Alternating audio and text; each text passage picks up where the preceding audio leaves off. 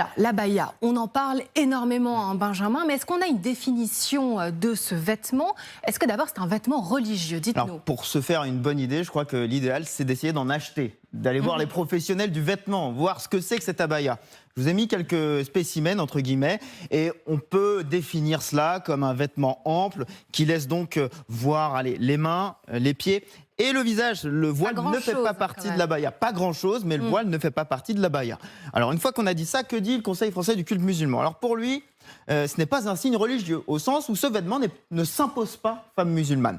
Mais la connotation religieuse du vêtement, elle est très très marquée. Je vais vous montrer ça, différents exemples.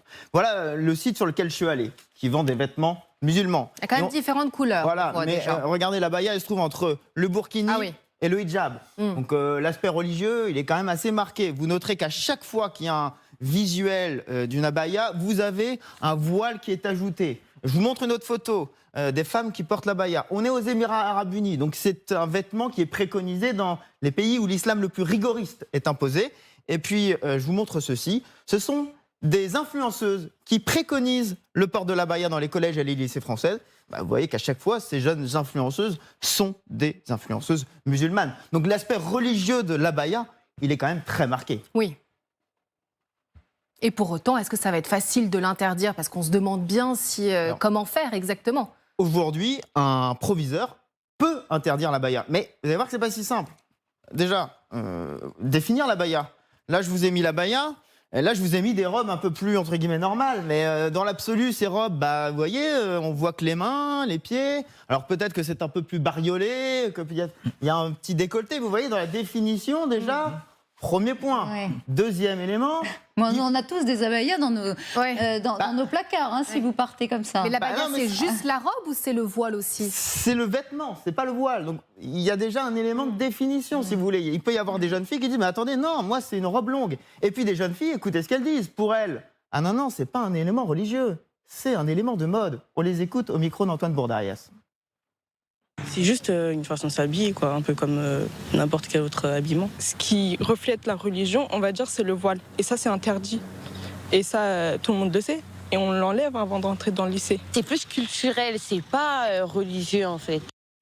C'est là la difficulté, parce que si on reprend la loi de 2004, il est écrit « Le port de signes ou de tenues par lesquels les élèves manifestent ostensiblement une appartenance religieuse est interdit ». Et donc là, le ostensiblement et le manifeste, en fait, pose question. Et c'est là que Gabriel Attal veut aller plus loin. Alors, circulaire, loi, on l'écoute, c'est pas encore très clair. Je vous annonce, j'ai décidé qu'on ne pourrait plus porter l'abaya à l'école.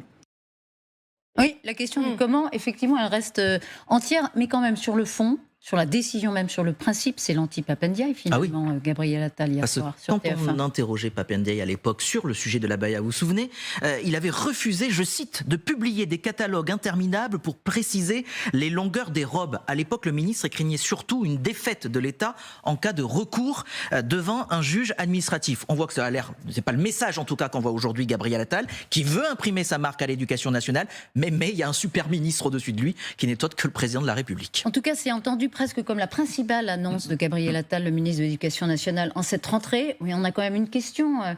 Benjamin, c'est un phénomène important ou pas? Est-ce qu'il y en a tant que ça, des abayas dans les écoles? On parle d'explosion, vraiment? C'est pas non plus le quotidien de tous les élèves français. Je vais vous sortir des chiffres sortis par le Figaro il y a 2 semaines, même pas une semaine, pour avril-juillet 2023. 923 signalements de port et de tenue et de signes religieux à l'école, en France. Oui. Sur, je prends collégiens, lycéens. Sur combien, sur 5,7 millions de collégiens, de lycéens.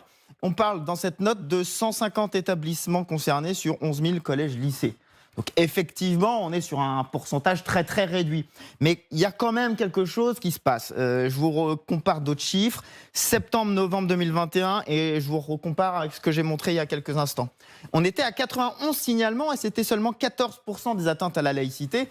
Et vous voyez quand même, on a quand même fait un x10 et le pourcentage des atteintes est largement aussi développé. C'est sans doute cette explosion-là, ce baromètre-là de l'évolution exponentielle qui fait que le gouvernement prend la chose à bras-le-corps aujourd'hui.